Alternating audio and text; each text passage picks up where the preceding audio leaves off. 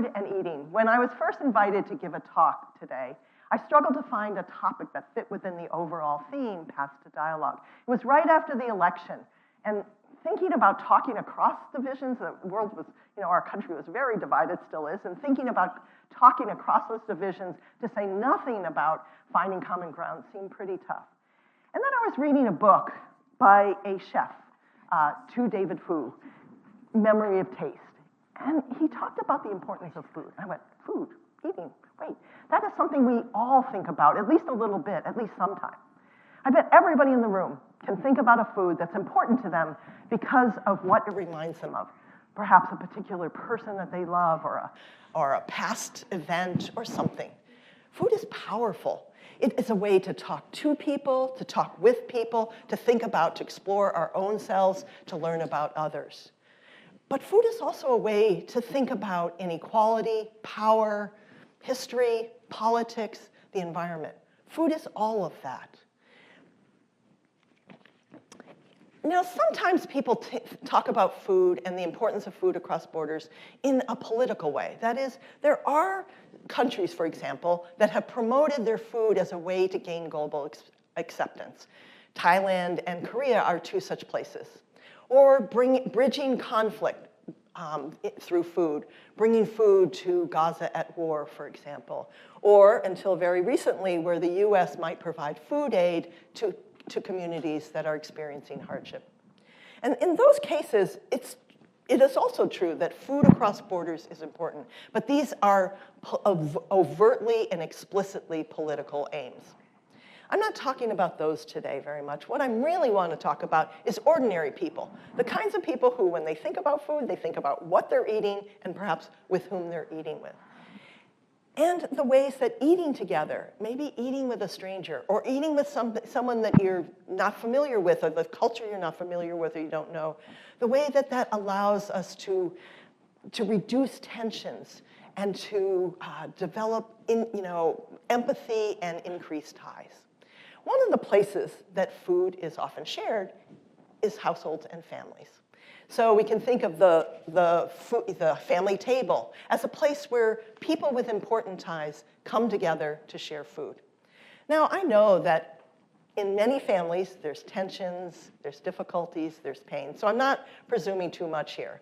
Nevertheless, sharing of foodways, of food in communities, between generations, within families is often very strongly valued. And so we know people who try to recreate a dish that reminds them of the past, or perhaps they try to follow a recipe that was passed down by an aunt or a grandmother.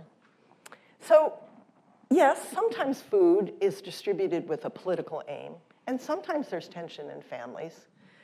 But food itself is less likely to raise the hackles of people than are other issues. Food is a way to show inclusion, to show welcoming, to be welcoming, to be interested in talking with one another. It's also, at the same time, a way to explore our own identities, perhaps to assert oneself in the community, in the nation, in the world. It's not all about rainbows and unicorns, of course. Food contains our histories and our experiences, but it also contains discrimination, frustration, and exclusion.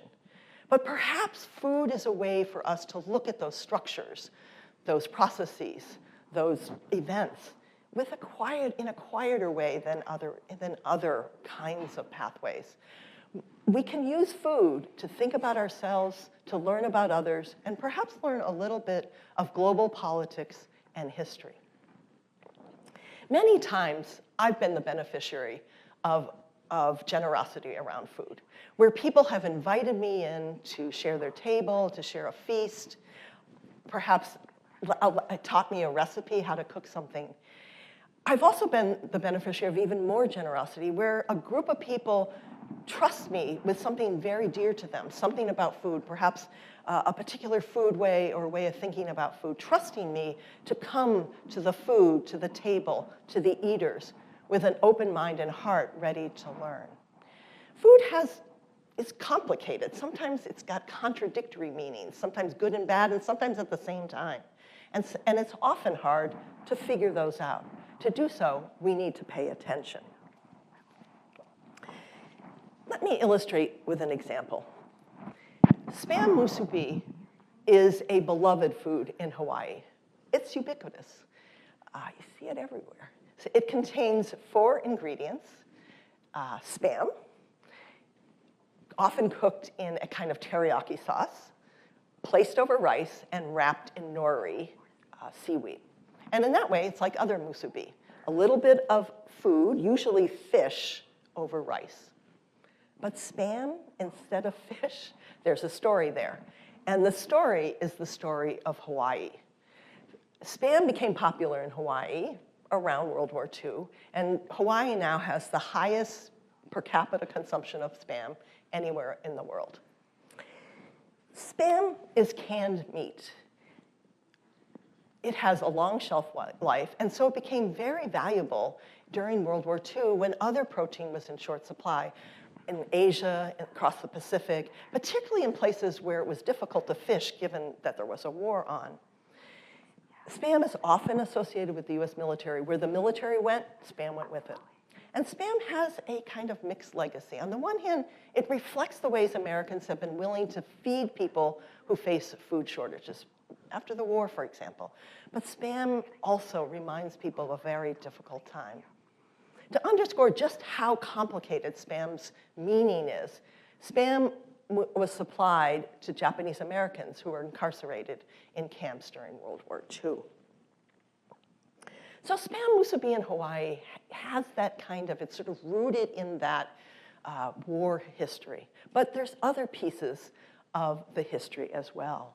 And this is ubiquitous spam. There's other pieces. And so the onigiri, rice-based food, came to the islands with Japanese laborers who were brought to Hawaii to work the sugar plantation. That speaks to the enormous power of the sugar industry in Hawaii, an industry run mostly by white American men, which shaped the islands since the mid-19th century and ever since. Because of the sugar industry, tens of thousands of workers were brought from other countries, mostly from Asia, and it resulted in the island's population ever since, where the majority of people in Hawaii are Asian, Pacific Islander, or Native Hawaiian. Nevertheless, whites still have a lot of power. The musubi part of spam musubi, the nori and the rice, is also reflective of the incredible influence of Japanese immigrants and their descendants in island politics and daily life ever since.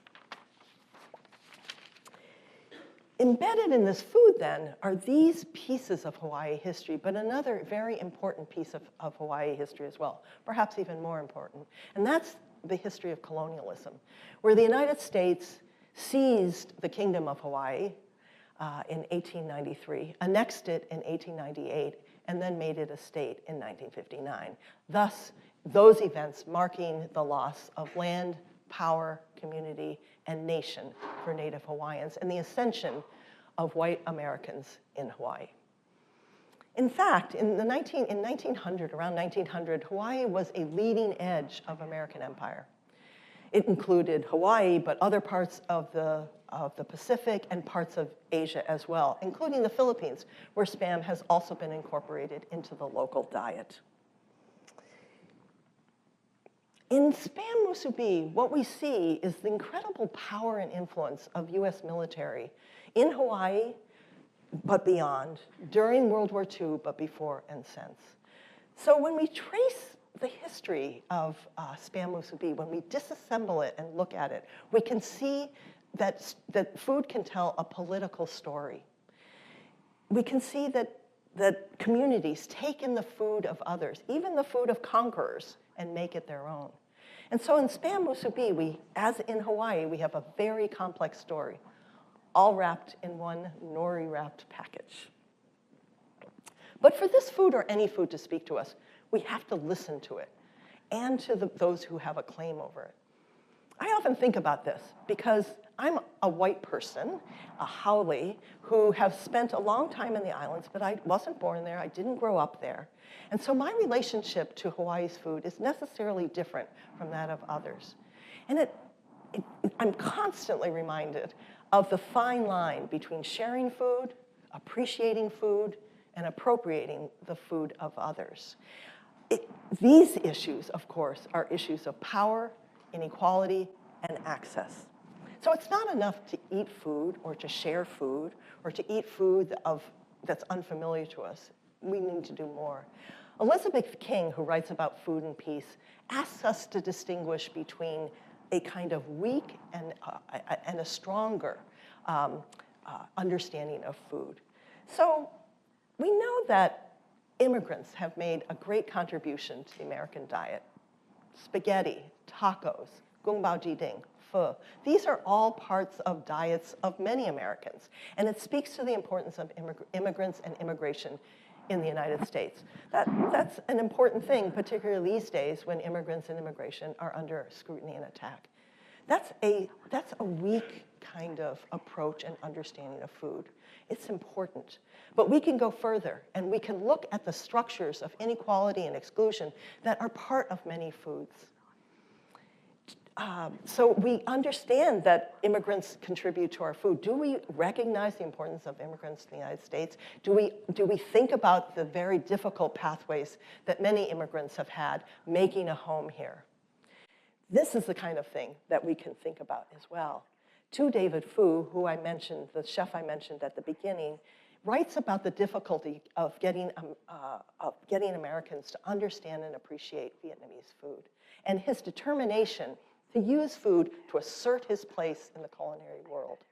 He also wants to use food to tell the story of hardship, of Vietnamese hardship, of the wars in Southeast Asia, refugee resettlement camps, and then resettlement in the United States. It's his story, but it's the story of many others. And it speaks to the incredible ways that exclusion and inequality have been part of foods. Thus, when we eat food that's important to some group or some person, that's important for some reason, maybe it's the history of suffering, maybe it reminds him of something loved or an event, we can appreciate the taste of food, but what we should also be doing is thinking about the meaning of food.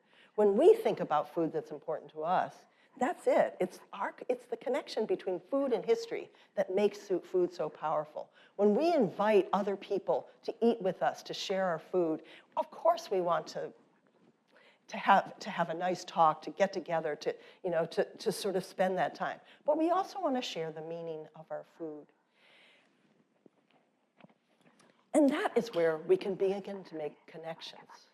So in this time of incredible division, when it's very difficult to talk across these visions, maybe what we need to be is generous, inviting people into our lives and connecting to the lives of others with respect, care, and generosity as well.